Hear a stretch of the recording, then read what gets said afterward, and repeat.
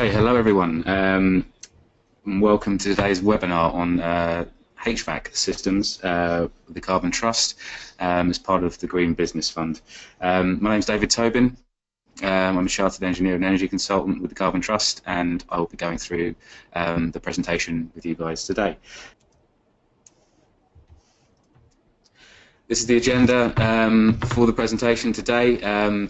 Just to be clear, this is aimed at all levels of understanding, so we'll be speaking in quite broad terms on HVAC systems. So please, if you do wish to go into any more detail on any particular systems that we cover, do please feed that back at the end, because we are looking for material to hold further webinars.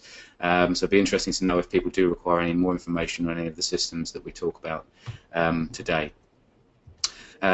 Just as a brief introduction, as a start point, for those of you less familiar with the Carbon Trust, we've been around since 2001. We're a not-for-profit organisation, and we're mission-driven to accelerate the move to a sustainable low-carbon economy. We're independent experts on carbon reduction, and we provide, broadly speaking, advice in three different areas. We advise businesses, public sector, and governments on all issues carbon. We provide footprinting services for organisations, products and services, and we help in the development of low carbon technology solutions. This is really then today what we're looking to cover in this webinar. So hoping to improve your understanding of typical types of HVAC systems, develop your understanding of how improved controls, processes or technology can help deliver cost-effective energy savings, the importance of good maintenance, give you some case study examples for energy saving potential and HVAC optimization, and finally just really give you an idea of what the Green Business Fund can do to help. So hopefully that is the webinar you've all hoped to attend, and you're on the right call. Start off with just an interesting fact for you guys online. For every 1 degree C of overheating, typically heating costs rise by about 8%. Now, the exact figure may vary based on your heating system and type of systems you have in the building, but really this is just a demonstration to illustrate the importance of considering effective control and management of your systems as a priority before investing in energy efficiency upgrades. And we'll be going into more detail on that during the call. So, what are HVAC systems and why are they important? So HVAC, just to make sure everyone is of the same understanding, is heating, ventilation and air conditioning systems. They control the temperature and humidity, quality of air in buildings to set chosen conditions. And to achieve this, systems need to transfer heat and moisture out of the air, as well as control the level of air pollutants either by directly removing them or diluting them to acceptable levels. And if you get all these things right, then typically you and your building occupants shouldn't really notice a HVAC system. It should operate quite quietly in the background. Why is HVAC important? Well, essentially for the places we work and live, we need a safe and healthy and comfortable environment. We need heating to replace losses from the building through ventilation, fabric, and other places such as trapped in high ceiling spaces. We need cooling to balance out heat gains from the sun, equipment, and IT systems or process machinery. And the cooling requirement is likely to get more severe as global temperatures are on the rise. And ventilation is really to maintain healthy and alert building occupants. And HVAC is really important from a carbon emissions perspective, as around 60% of CO2 emissions from public commercial buildings can be attributed to HVAC. You can see on that graph there that heating in 2008 for public and commercial buildings was 46%, cooling and ventilation was around 7% of CO2 emissions. So it's important that we manage it efficiently and focus on this if we are to achieve our energy reduction targets. So what do we mean when we talk about typical HVAC systems? The H is heating. So the common types of technology that we are going to consider as heating systems, the most common is a wet system with fossil fuel boilers, often with distribution to pipe work and local radiators with the boiler located remotely in a plant room. Warm air heaters, they're often fossil fuel fired. They can be found typically blowing warm air into factory, warehouse type spaces. Similarly, radiant heaters, again often found in warehouse type spaces, can be gas or electric, but most commonly gas fired. These are used more for directing heat down to occupants rather than the general space as the warm air heaters. We've got electric, direct or night storage heaters. These are often installed where there's no mains gas supply available, or it's more cost effective to install the system that way than installing a wet system. And night storage heaters taking advantage of the lower overnight energy costs and releasing heat during the day. And heat pumps. These are often provide both cooling and heating, typically found in office spaces. So hopefully you've got one of those systems. I'm aware there are others, but these are the most common ones that we encounter. Common types of ventilation. Natural ventilation is a form of ventilation. It's the most efficient form of ventilation there is available, particularly in times of year with moderate temperatures, and we'll be advocating that as a real energy-saving measure because it genuinely does. And if we're moving into the more mechanical ventilation systems, some of the more basic arrangements you'll see are individual supply and extract fans. Typically the supply to just provide fresh air to the space, and extract either as an exhaust for fumes in kitchens or process, or just simply to circulate the air within the building. You could have a packaged air handling unit. These typically both supply and extract air, but it will often contain coils and other elements within the air handling unit to heat or cool the airflow before it enters the occupied space. Common types of air conditioning systems, broadly categorise these into three areas. We've got localised systems. These are the most common ones that we'd see out on site. These are localised refrigerant-based systems where air is treated locally by an internal unit and heat rejected externally. Centralised air systems, this is primarily connected to an air handling unit where all heating and cooling is carried out in a central plant room.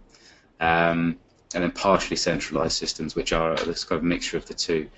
And the diagrams below there just give a bit more of a detailed view of those types of systems and their arrangements. So you've got on the far left the localised system with an external and internal unit, the centralised system where air is distributed from the air handling unit, located remotely from the space, and then a partially centralised system.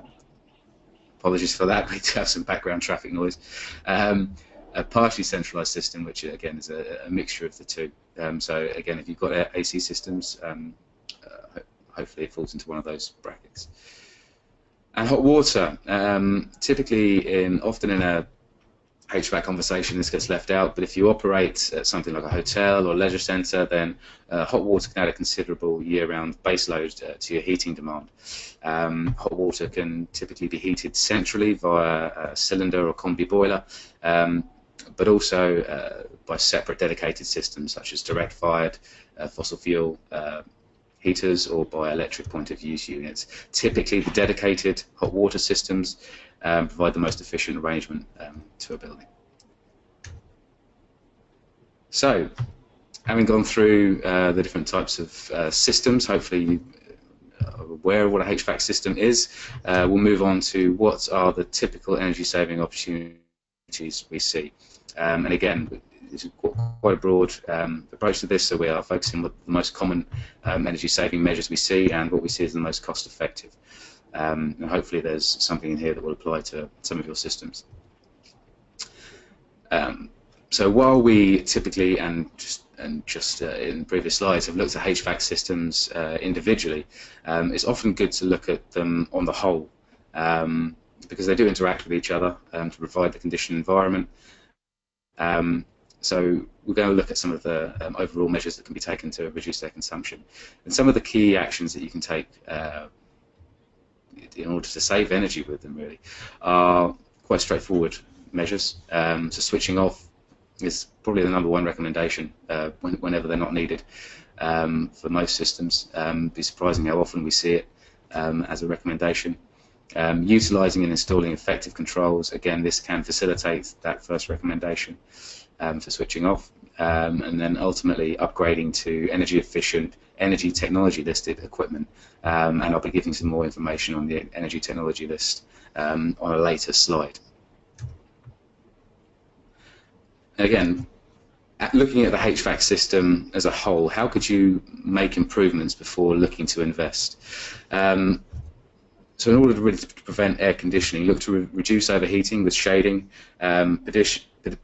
positioning of heat-emitting equipment,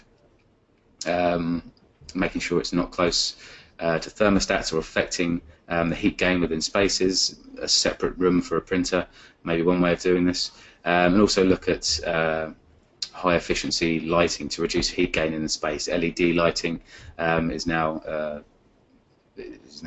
widely accepted as the most efficient option for lighting a space, and gives us significantly lower heat emissions, so reduces the heat gain within the space. Look for natural ventilation where possible, so open windows before switching off cooling. And where you have varying heating or cooling demands across the site, make sure your system is flexible and able to be zoned so that you only heat where it's required. Daylight blinds are a very good way of letting daylight into a space by reflecting it up onto the ceiling but not having the adverse impact of direct heat gain. And night cooling is an opportunity for allowing fresh air into the building overnight to reduce the cooling load when you start your cooling systems up and start the office up or your building up at the start of the day.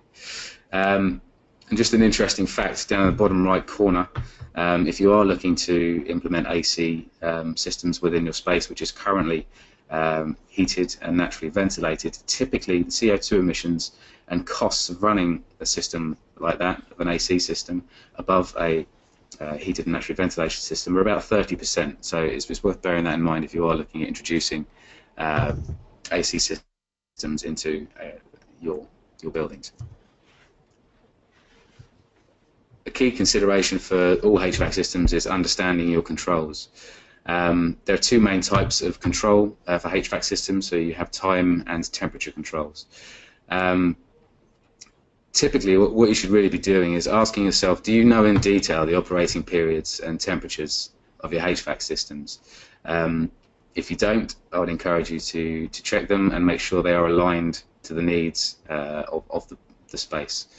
Consider when was the last time you checked them. Quite often they have a tendency to drift through changes by staff or by maintenance operatives. So again, review them regularly to make sure they're optimized for your space. And just because there are no complaints from the building occupants does not necessarily mean that controls are optimized. As an example, for an office building I'm working with currently, it was only by analysing detailed metering data for the natural gas consumption that it became evident that the heating system started up around 3:30 in the morning every day, well in advance of when it was needed to achieve optimal temperatures and meet the occupants' needs. So if you don't know your controls for sure, revise that and check them. So looking at systems in more detail, I'm going to look at controls, maintenance and technology upgrades for each of the HVAC system types we see.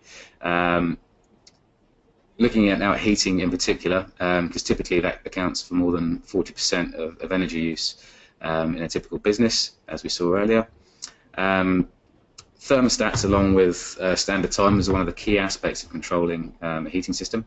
I would ask the question, have you considered the locations of your thermostats within the space, as if they're near drafts, external openings, direct sunlight, or near internal heat sources, such as printers or any process machinery, then they will not be reporting accurately the ambient condition within the space. The image shown is of a boiler controller with built-in thermostat, but this logic of location being important applies to thermostatic control for all kinds of heating and AC systems, such as fan. A common one is for fan heater control, where we often find it located near openings within a warehouse or the roller shutter door, where they are impacted by external conditions. Thermostatic radiator valves, these are more specific to wet systems. They do not control the boiler, they reduce the flow of water through a radiator to which they're fitted, and they're able to adjust the flow through the radiator to suit local conditions. So you set them to the level you want in the room. Lower settings use less energy, so will save you money. Just a warning, we recommend not using these when you've got radiator covers, as TRVs sense the air temperature around them. So if you enclose a radiator in a cover, you will impact the function of your TRV. And there's just a couple of options for controlling heating systems. But what if we were look to go a bit more advanced beyond those basic controls? So in terms of upgrading controls for a heating system, you might initially look at weather compensation, and this type of system will automatically regulate heating output based on external temperature. That can often be combined with what's called an optimizer, which will optimize the start time of your boiler, and it will learn how quickly the building takes to reach an internal temperature, and will only bring on the heating at that optimum time, and that can work at the other end of the day and switch it off equally at the optimum time. Heating and cooling clashing together is quite a common observation, particularly in office spaces, as heating is needed to warm up the space at the start of the day, and then cooling is required once the office starts to fill up with people and IT equipment. So one way of avoiding this, if you've got heating and cooling systems in the same space, is by ensuring you have what's called a sufficiently wide deadband between the heating startup temperature and the cooling startup temperature.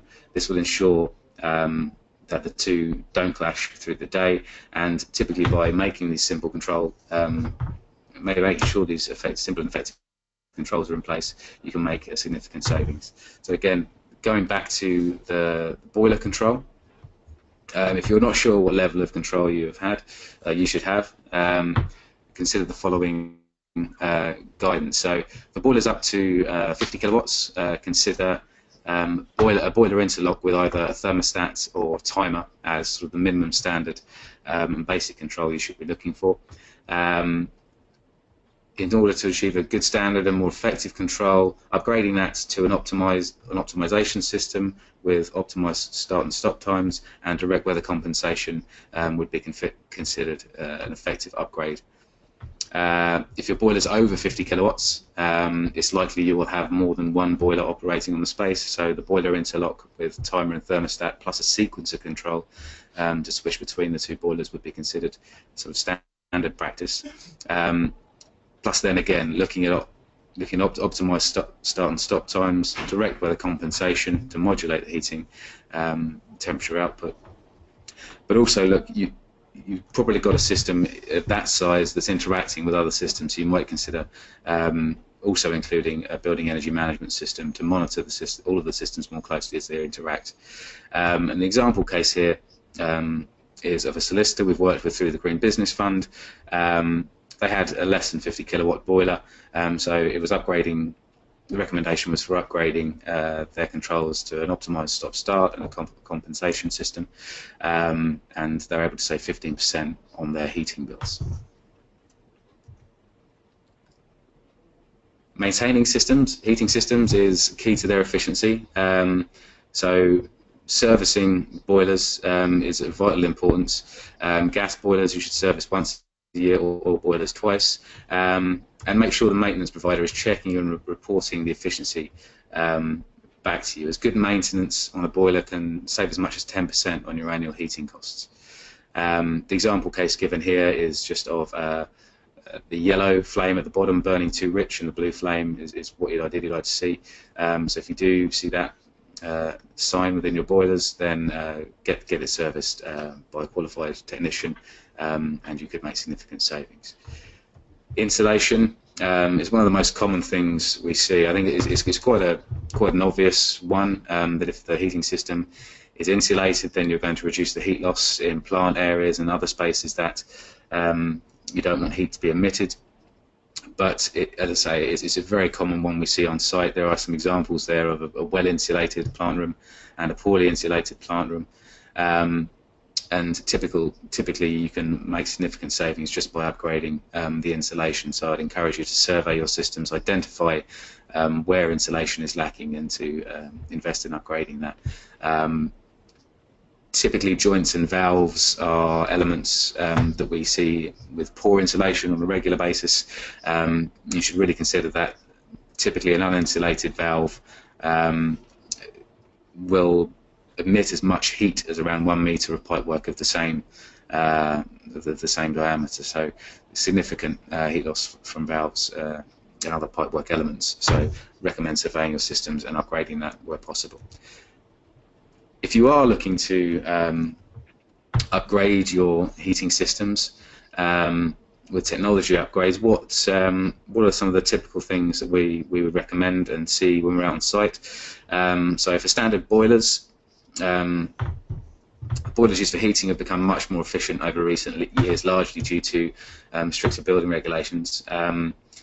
These regulations set sort of a minimum standard for replacement boilers. However, if you opt for the very high efficiency end of boilers, you could reduce your energy consumption by up to 30%.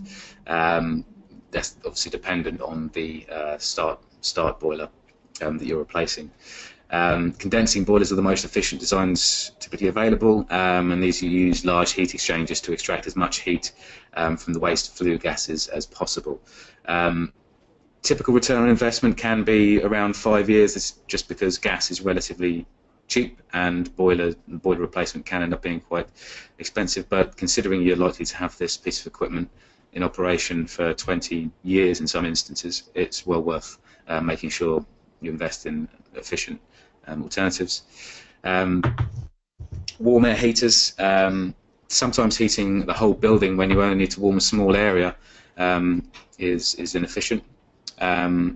So it's a sure way of wasting energy if you don't need to. With radiant heaters, you can get fast and efficient heat. You can recoup your costs quite quickly. Typically, this is around 3 years, but it can be less than a year if you've only particular need for heating in one space.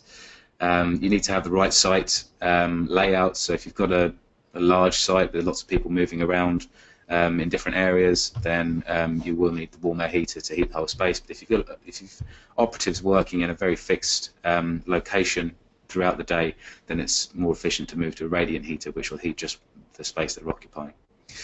And the last one down at the bottom there, in buildings with high ceilings, warm air rises and heat is lost through the roof.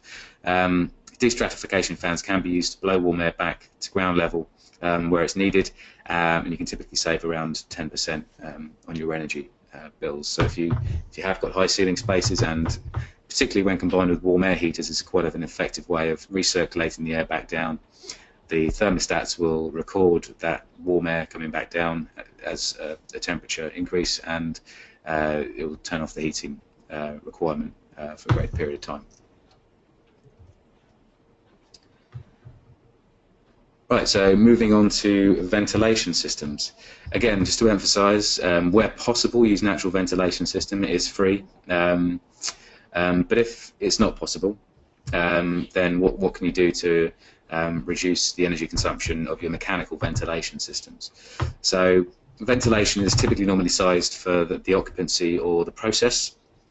If you do want to check whether you've got an excessive airflow within the space, count the number of staff, multiply it by about 8 litres per second, and then have a look at the fan specs from either from your operations and maintenance manuals, or check with one of your maintenance team.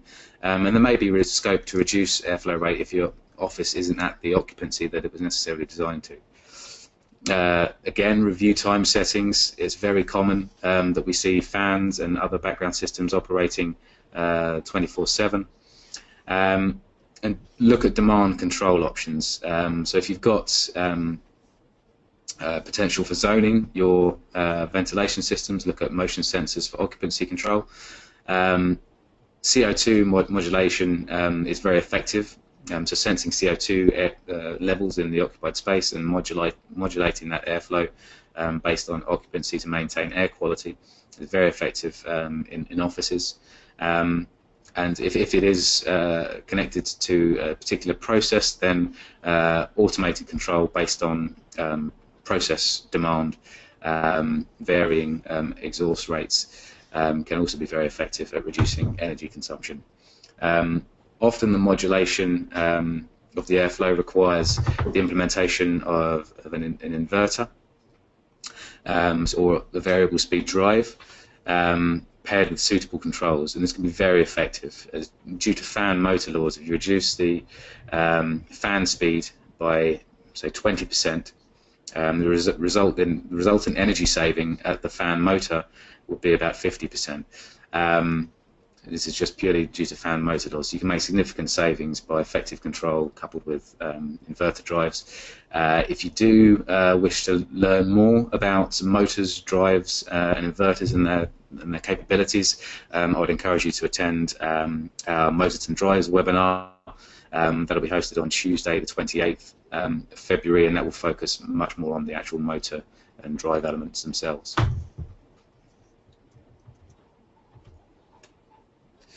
Moving on to maintenance for ventilation systems.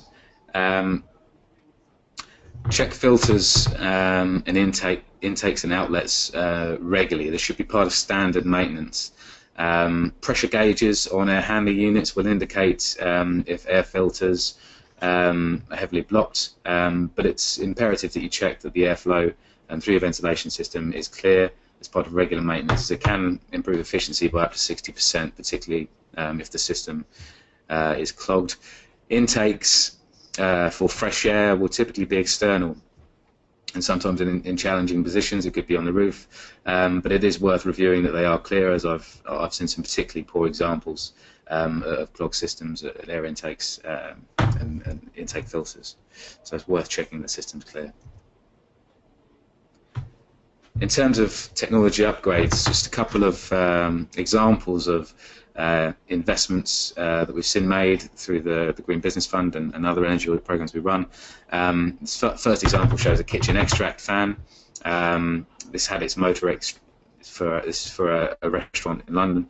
It has motor upgraded to a higher efficiency alternative. Its configuration changed to reduce friction losses in the motor to a direct drive arrangement, and then that was coupled with some kitchen air quality controls for temperature, humidity, and using the existing inverter that was already on site, they were able to reduce the energy consumption through this fan by about £1,800 with a return on investment of just 1.6 years.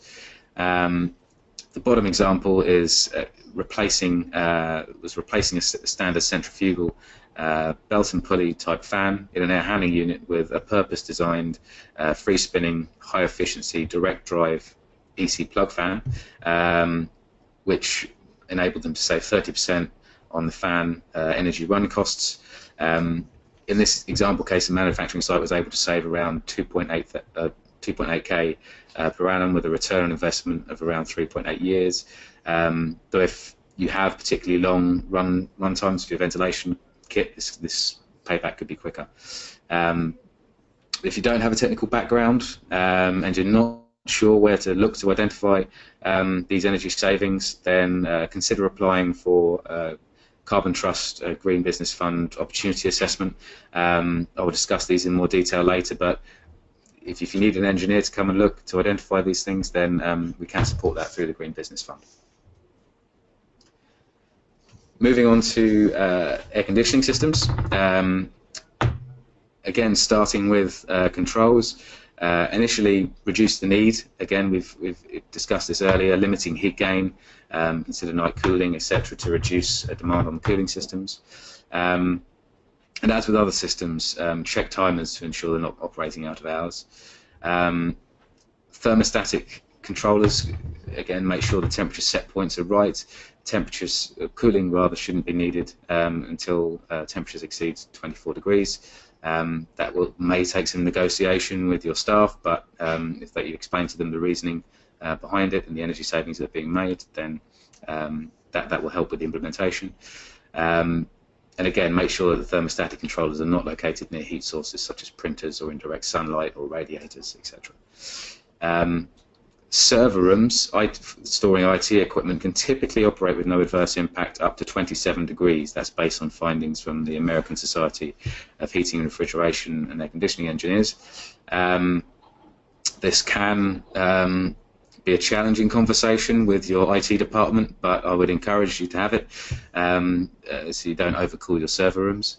And there is potential to utilize free cooling. So when it's cold outside, modern cooling systems will sense this and reduce condensing temperatures to reduce the load on the energy-intensive refrigeration systems.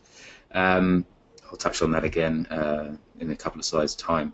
And then really just to dispel a couple of well-established myths with air conditioning systems. One that we encounter is that leaving air conditioning systems on overnight reduces the energy costs as the system stays at required temperature. This is not true. Office buildings only need a fraction of the overnight energy to reach adequate temperatures at the start of the day. Leaving it on overnight will consume considerably more energy. The other one, which is probably the more common, is that turning thermostats as low as they can go cools the building more quickly. Again, this is not true. Typically the temperature will overshoot and you'll end up consuming more energy, and then the rooms will become overly cool for the occupants. So we recommend you to set the thermostats correctly at the ideal temperature. And it says educate staff here. I'm not a fan of using educate. I think that's a bit condescending. But explain the reasoning of why the benefit of why the thermostats have been set at that point and the benefits of doing so, and help the staff understand why that decision has been made. You could restrict the control on the thermostat. That tends to be unpopular, but certainly don't set buildings too cold. It won't heat up, won't cool down more quickly. This slide is again just to illustrate or reiterate the point on IT server rooms. So based on this rule of thumb guidance that every 1 degree C in cooling set point typically delivers a 2 to 4% reduction in energy consumption. This IT server room in this PR office in central London would save 10% on its energy consumption by incrementally increasing the server room set point towards 27 degrees C, and they're able to save over £1,000 a year in their IT server room cooling systems. Again, a tricky conversation to have with your IT department, but one well worth having if you can make decent savings. Maintenance, so maintaining AC systems is again essential for efficient operation. Internal evaporators and external condensers are effectively transferring thermal energy from inside the building to outside when they're in cooling operation. So if they have to work harder to blow air over coils, to gather or to reject heat due to blockages on fins or filters, then this will require more energy. Again, roughly 2 to 4% could be saved for every 1 degree reduction in condensing temperature. So clean them, remove all blockages, and make sure that that's part of regular maintenance of your systems. There's examples there on the photographs of foliage and other debris clogging the systems, which will be hampering their efficiency. And as with heating systems, insulation is key. This is often very visible if it's missing on refrigeration systems due to the cold temperatures. You get frost build-up on joints in pipework or gaps in the installation. And as this example here notes, it can have quite an impact. So if a chilled water system with a flow temperature of 7 degrees C and a return temperature of 12 degrees C, the total heat gain is just 0.7 degrees Celsius through to poorly insulated pipework. The system will have lost 15% of its cooling capacity. So it can have a significant impact on its energy consumption, and if your insulation deterioration is severe, losses can be particularly high. So what upgrades can you make? Well, AC systems tend to be less well understood than other HVAC systems unless you work with them regularly. So again, I recommend taking specialist advice unless you are familiar with the technologies and efficiency upgrades possible. Again, you could take advantage of a Green Business Fund opportunity assessment to have an engineer come to site and help you identify these opportunities.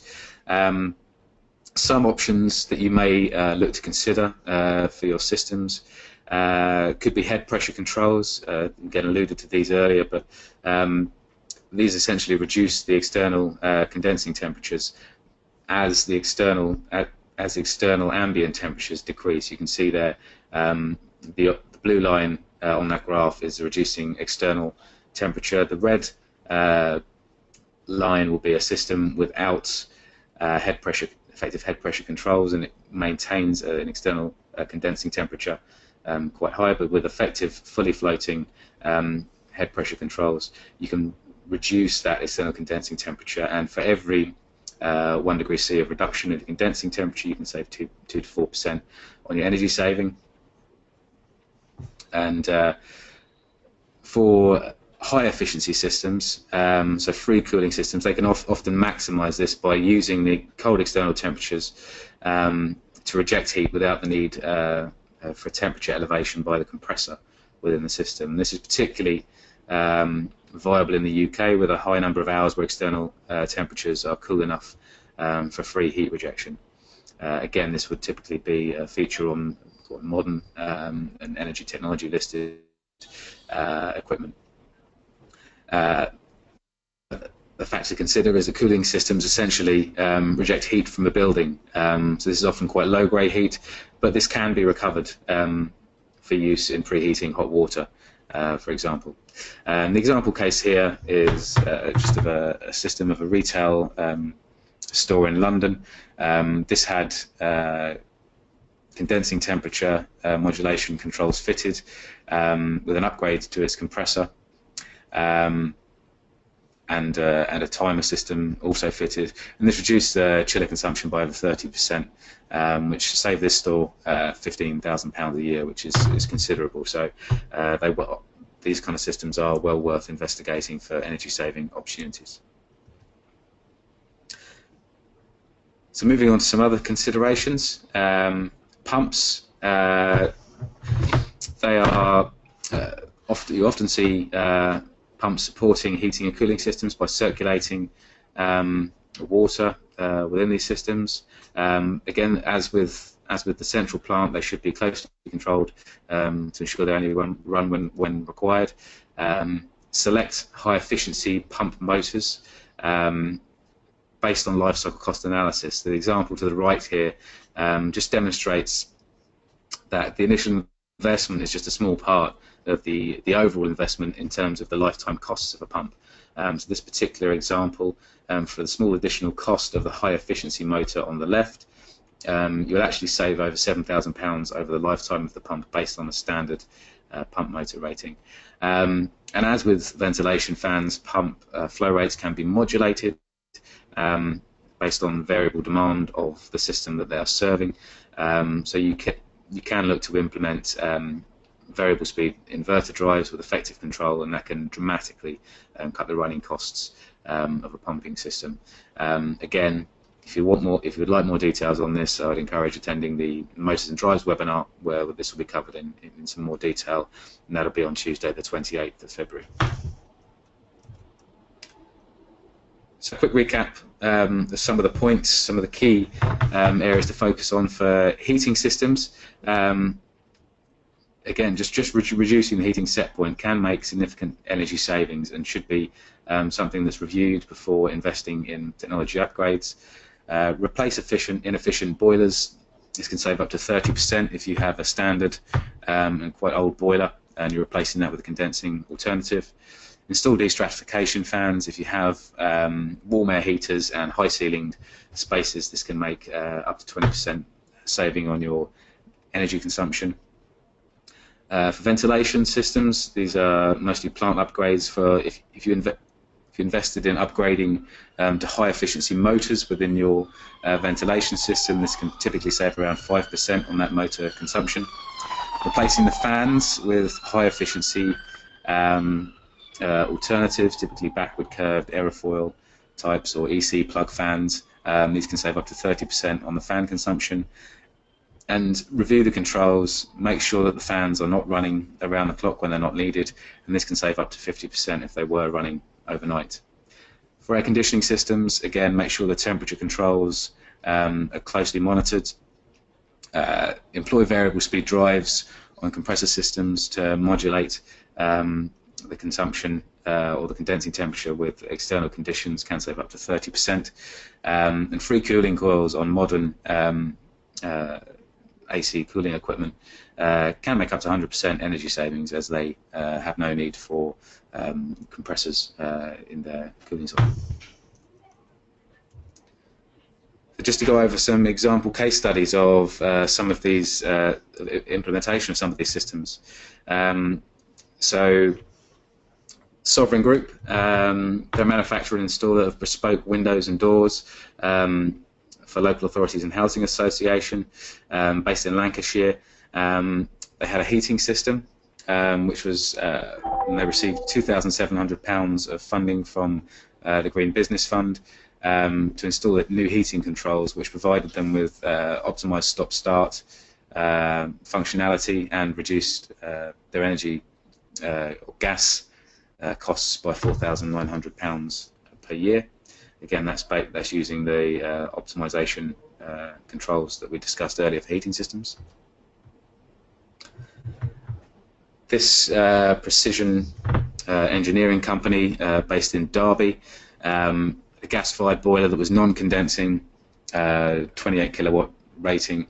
They upgraded that to a condensing alternative, saving 25% of their natural gas consumption, saving £1,680 per annum in gas costs. The initial upgrade costs were going to be £6,000, which would have had a simple payback of 3.6 years. However, with 30% contribution from the Green Business Fund, that reduced to £4,200 as an implementation costs, which reduced the payback to just 2.5 years. And finally, on AC systems, again emphasising the importance of control. This is adhesive manufacturing business for medical adhesive, and essentially they had a lot of AC systems serving cool fabrication spaces, and without any supervisory control of a wide range of AC split systems. And providing a supervisory controller was determined to cost £7,500, but had a saving on the systems of over £4,600, with a simple payback of just 1.6 years. However, with the GBF contribution, the implementation cost was reduced to just over £5,000, reducing the payback to just over a year, and that's just purely through introducing controls and reducing the run hours of the systems that they already had in place. So moving on then to what is the Green Business Fund. You've attended the webinar. You may or may not know more details about the system as a whole, so I'm going to give you a bit of an overview as to what it is and how it can help possibly with the implementation of some of these energy saving initiatives. So it's a scheme that's operated by the Carbon Trust to contribute to improved sustainability and energy efficiency. It currently serves small to medium-sized businesses in England, Scotland and Wales. The fund provides a combination of advice, training and direct contribution for capital equipment. But there is scope for that fund to expand both in the UK and internationally should additional funding be made available. Should stress that the funds, this is available while the funds are available. Current predictions are that the fund is to run to 2018. As stated here, there's potential to extend this, but this is a finite pot, so it is first come, first serve, and we are really encouraging cost-effective, high-quality energy reduction projects to engage with this program so that we can help support it. More details can be found on that website at the bottom. So just to go over the fund eligibility, so it's available in England, Scotland and Wales. We can support small to medium-sized businesses, schools, sole traders and charities. Currently don't support domestic property, public sector or new builds. We can assist with refurbishments, but we will only fund or support the energy saving initiatives. So we will support the lighting replacement, but we won't support the painting of your office. So how do we define an SME? There's just some details here. So if you've got, you should have no more than 250 employees. So if you meet 2 of these criteria, you qualify. Annual turnover is not in excess of 25.9 million. Annual balance sheet not in excess of 12.9 million, and not more than 25% owned by an entity that does not meet these criteria. So then, just to go into some of the services that we're able to provide as part of the Green Business Fund. The first of these is the energy efficiency training. These are 2-hour workshops. We're hosting them around the country, and really they're hosted by us, delivered by us, and to help you understand your energy consumption, how to identify no-cost, low-cost energy saving measures. These are for businesses up to 50 employees, and so far we've trained over 135 companies. The next courses to run are based in Devon and Southampton, but please do visit our website for further details on how to apply for these and further upcoming dates. Now, the first step that we take with a lot of businesses is for an opportunity assessment. I've alluded to these during the course. Really, these are to help with identification of energy-saving opportunities. We'll provide either remote assessment or on-site assessment based on your energy consumption, and we'll provide you with our top 3 costed energy-saving recommendations and the next steps for how to go about implementing these. It'll also include a tailored appraisal of your current energy management approach, and it's available for SMEs in qualifying geographies. Just an example here of a metal pressing company. The initiatives that were identified during the opportunity assessment, we're able to reduce their energy bills by £12,000 annually with a payback period of 2.7 years, and that's just a typical example of what we see and what we find when we send engineers out to businesses. Again, if you want to look at how to go about applying for these, please do visit the Carbon Trust website. The implementation advice, we provide up to 5 days of support. This is to take you from that identification phase through to implementation of the energy saving initiative. A Carbon Trust consultant will be able to assist through that process. At the point of coming for implementation services, you should have a business case for investment identified and be ready to invite quotes for selected suppliers.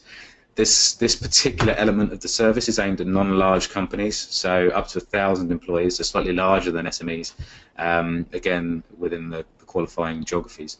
And the case study example here just gives a bit of an overview of the kind of services that can be provided as part of implementation advice. So the impartial design and specification of a low energy project. We can develop the invitation to tender documents, we can shortlist credible suppliers, and we can provide an independent review of the resulting proposals. And this really just gives you impartial expert advice and hopefully confidence to go ahead with that investment to save energy. And then finally, the capital contribution. So this is a non-refundable capital contribution up to 30%. For projects with a payback of less than 5 years. We will support projects with paybacks over 5 years, but the contribution will be limited based on that 5-year payback. This is a straightforward process. If you have a quotation from one of our accredited suppliers, we'll do financial verification and identity checks, and we'll have a technical assessment just to confirm the project particulars and that it is a valid energy saving opportunity. So that's it for the Green Business Fund. What other schemes can you avail of as a business? If you are located in Northern Ireland and Wales, you are able to avail of our interest-free energy efficiency loans. So these are designed to support businesses in upgrading to more efficient equipment. This can include building technologies covering the HVAC systems we've talked about today, lighting systems, pipe insulation, solar thermal, can be your industrial processes, so compressed air, motors, refrigeration, etc., or renewable technologies. They're interest-free, again available to businesses in Wales and Northern Ireland. Welsh SMEs can borrow £3 to £200,000. Northern Ireland businesses of all size can borrow £300,000 to £400,000, and the loan offer is based on the CO2 savings a project can deliver. So it's £1,000 for every 1.5 to 2 tonnes of CO2 saved annually. The loans are designed so that in most cases the monthly repayment will be similar to the reduction in the customer's energy bill. So again, that should help with financing that. Again, we provide sense checks to make sure that they are valid and energy-saving initiatives. The loans are interest-free, unsecured, and have no set-up fees. And if you're in Wales, you're very lucky because you can benefit of this scheme and the GBF. So we can provide that capital contribution plus the interest-free loan. And for more details on that, please do visit our websites listed there, which will give you more information, or contact the loans email address noted there if you have any particular questions. Then lastly, the energy technology list. This is something the Carbon Trust manages. It's a government-approved list of energy efficiency products, which can be searched at this address here. It's more than 16,000 products on there in 57 technology categories, and that will cover the HVAC systems that we've talked about today, some refrigeration systems, motors, drives, etc. Some equipment like lighting is not separately listed, but as long as it meets the criteria of the ETL list, then you are able to claim enhanced capital allowances. And enhanced capital allowances are for businesses, if you pay income or corporation tax, you can claim that enhanced capital allowance on the purchase of the ETL equipment, which essentially means that equipment is purchased without the added tax. So if you're purchasing an equipment with value £10,000, you can write that off against your corporation tax with an ETL for ETL equipment and save up to £2,000 on the tax for that piece of equipment. If you have any particular technologies, if you have any particular questions, sorry, on these technologies and the ECA scheme in general, I would advise you to email further queries to the ECA questions web address at the bottom there, and that'll go through to our team who will be able to help with any questions you might have. Okay, so that brings us to the end of the technology webinar focusing on HVAC.